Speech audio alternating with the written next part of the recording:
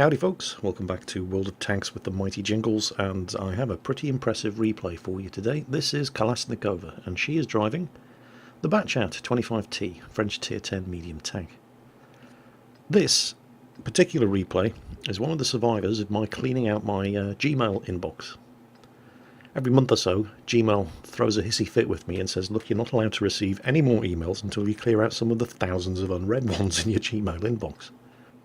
And so every month or so I have to delete a couple of thousand emails so I can actually use Gmail again. I scan through the titles before I delete them, and if anything leaps out and grabs me, I'll save it and take a look at it. This was one of the ones that I saved. I'm not really sure why. Not sure what it was about the title of the email that caught my eye, but I am really glad I did. So Kalashnikova here in the Batchat, and oh, hold on a minute. Another Batchat, and I believe they're wearing the same dresses. Oh no, slightly different camo patterns. It's always so embarrassing when you turn up in a Batchat and somebody else is wearing the same camo pattern. Oh, there you go, Jingles, with your sexist jokes. It could have been worse. I didn't say anything about women drivers. Seriously though, she is good. What I want you to try to do when you're watching this replay is, rather than concentrating on what's going on right in front of her, think about what she's going to do next, because this is this kind of skill that you have to separate yourself from a good player into a really, really good player. It helps, of course, if RNG doesn't troll you and you are able to actually penetrate terribly armoured tanks like the Leopard prototype with your APCR ammunition fired by default from your Batchat's 105mm gun. She didn't have a very good start to this game. Now, the Batchat does not carry a lot of ammunition. Oh, there's a, yep, bounced off the IS-7 as well. Fantastic. Gets worse. And bounced off. Bounced off the E-75. Oh, there you go. Penetrated one. And there. Fantastic. Great start of the game. 5 shots, 1 penetration, 4 bounces. Great. The other Batchat is taking a fearsome battering there. But anyway, while she's reloading, again, the difference between a good player and a great player. A good player is able to deal with whatever is going on around them as it's going on around them. A great player is able to do that as well as anticipate what is going to happen next and ensure that they're going to be in a position to deal with that as well. Now, that's not something that I can do, although I can recognise it when I see it happening. Takes a hit there, I think, from the T-54. Now, there's an awful lot of enemy tanks up here, but there are plenty of her team up here as well. Now, there's the Jaeger. Batchat does not have fantastic gun depression, so you're going to see her adjusting her angle so that she can actually get shots into his front drive wheel, and he's thinking, do I need to use my repair kit or not? He takes a third hit, he thinks screw that, uses the repair kit, starts backing up, doesn't take any further damage. Now, if this had been me out of reflex, I would have probably started reloading, but she's already spotted the opportunity to put one into that T-54, and she puts the last shell to good use, so now she is going for a reload. What's she going to do now? The situation isn't that bad. There's still plenty of friendly tanks up here, even if several of them are on quite low health. That Batchat that is with her is taking a fearsome beating, keeps popping out even though he's being shot at. And he's gone. The M103 is now a one-shot kill. The T110E5 up there was on 6 health. She's just taken another hit from that T54. There's an M46 pattern just turned up. The ST1 that is up here with her still has plenty of health, but they've lost the M103. They've lost the T110E5. That flank has completely crumbled. And there are some very big and nasty tanks coming around that corner. There's a mouse. There's an IS-7. You're not going to penetrate the front of an IS-7's turret. The AMX-50B's coming over. He aims at her, she puts a shot into him, and instead, as she pulls back, just look at the fire that gets unloaded into this pattern. She puts a shot into the lower glacis of the Jaeger, finishes him off. The pattern's gone. The IS-7 and the AMX-50B are coming over. She's getting the hell out of there. The ST-1 stays up there to fight. Bad, bad idea. She's got 3 shots left. There's just a limited amount of damage that you can actually do with a Batchat in 3 shots, and then you're out of it while you reload. The rest of the team are scrambling to fall back. She comes around, Object 704, 1. Did you get another sneaky one in? 2, no, it bounced. She got 1 shot left. She's going for a reload, and she's getting the hell out of there. There is nothing else she can do. She might take some hits on the way out, and in fact she does take one, but it's a damn sight better than what would have happened if she'd stuck around waiting to reload with that lot piling around the corner. Everybody who wasn't able to retreat from that corner is finished, and as quickly as that. Just over 2 minutes ago, there were only 2 tanks dead on each team, and now the scores are 4-9. But now she's about to reload, and she's pulled back to a position she can actually fight from, at least for now, and hope that those 2 tank destroyers on her team... Oh, shot the 50B, and of course it does no damage. And he uses a repair kit. He knows what happens when an autoloader gets you tracked. He's used a repair kit, he's gotten out of there. Shooting at the front of an ST1. Well, she aimed for the lower glacis, but it just wasn't happening. He's looking to see what that 50B is doing. They've just lost another tank, of course. The scores are now 4-10. And the 2 tank destroyers who were camping the base have finally realised that they're in serious trouble. She has realised that she cannot fight from that position any longer. She has to fall back even further. Come on, come on. There's that T-54. One. He's fired and missed. Can she risk another one? No, turret shot, waste of time. Oh, yes, that was a good shot.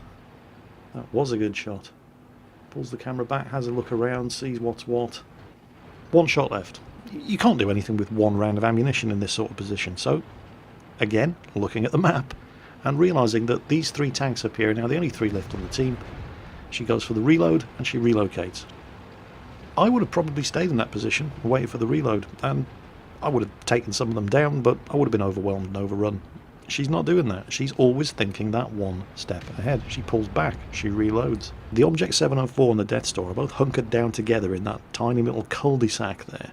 704's managed to kill the IS-7, Death Star's managed to kill the E-75, but while they're reloading, the Sharks are circling to close in and try to finish them off, and while they're all distracted, from the concealment behind this tiny little patch of bush, she nails the ST-1. The 704's been killed, the T-54, scent and blood in the water, closes in to try to finish off the Death Star and just makes it easy.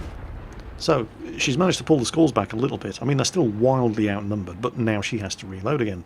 And while she's doing that, the Death Star, who is taking more hits, is going to have to look after himself. But then suddenly, a wild Lorraine appears. So, she is reloading, although the Lorraine doesn't necessarily know that, and probably suspects that she's ready to shoot, judging by the way he's not in any rush to kill her. But the Lorraine is still a problem, because he's broadcasting her location to the rest of his team. And the tanks that are scurrying around the corner there, waiting to try to finish off the Death Star, are not actually the problem. The Lorraine is giving a location away to the other enemy tanks approaching from the south. The other enemy tanks who kicked the arses of everybody on her team who went down that way. You can see her looking in that direction because she knows it's only a matter of time before they appear up over that ridge, and she's already realised there they come.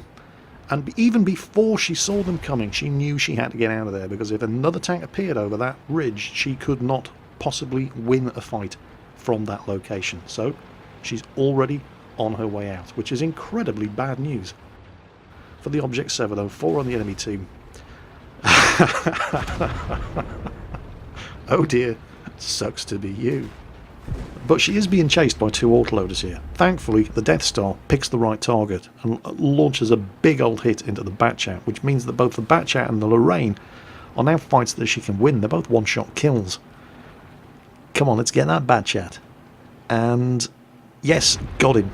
Now, as long as the Foch 155 doesn't show up, and of course the Foch 155 shows up, she fires and it bounces, and he lands a big old hit into her. Doesn't kill her though. Her return shot takes him out. Come on, Death Star, reload. Yep, done it. He's killed the Lorraine. So, from a situation where just a couple of minutes ago there were 3 of them against 11 enemy tanks, it's now suddenly a 2-on-2 fight. So, good news. Well, have a look at her ammunition situation. 3 rounds of APCR, 1 high explosive anti-tank. This is the risk that you take if you mix your ammunition loads in a Batchat or any kind of autoloader, because you can't mix and match those ammunition loads. You can only load all APCR in one magazine or all high explosive anti-tank, and if you start reloading halfway through a magazine, you're left in a position like this. She's got 3 shots ready to go. Where's that VK4502? Well, luckily, he's an utter donkey.